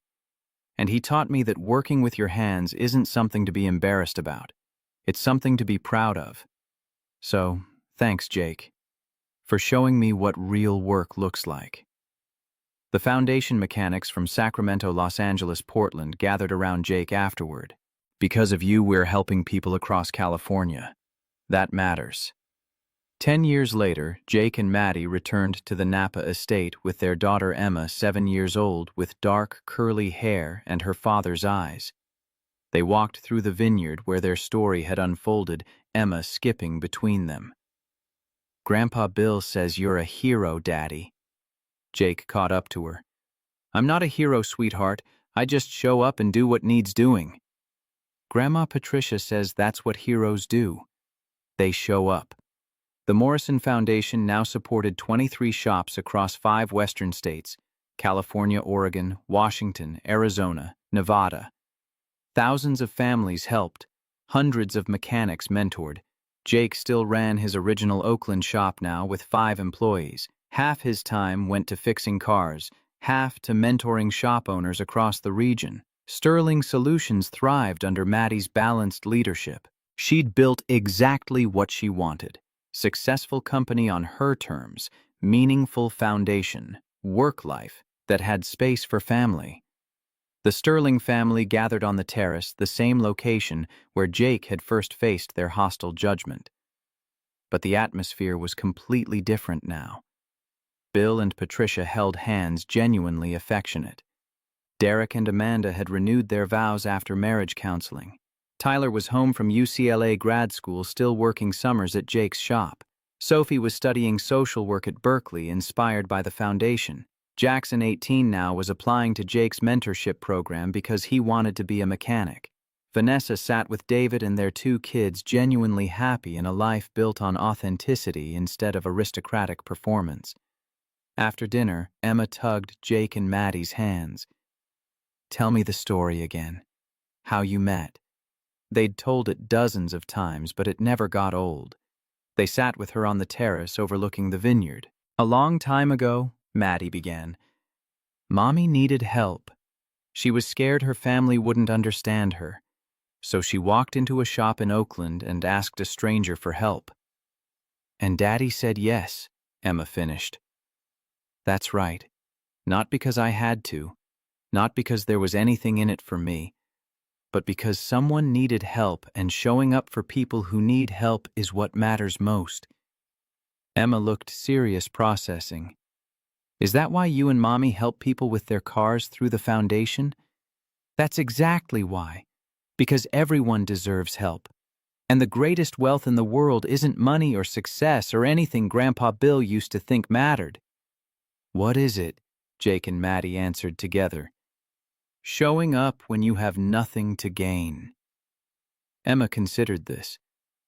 "I want to show up for people too, when I grow up." Jake pulled her close, tears in his eyes. "My uncle taught me in Sacramento that heroes are just people who show up when nobody else will. You don't need to be special, you just need to care. And sweetheart, you already do. Will you teach me to fix cars?"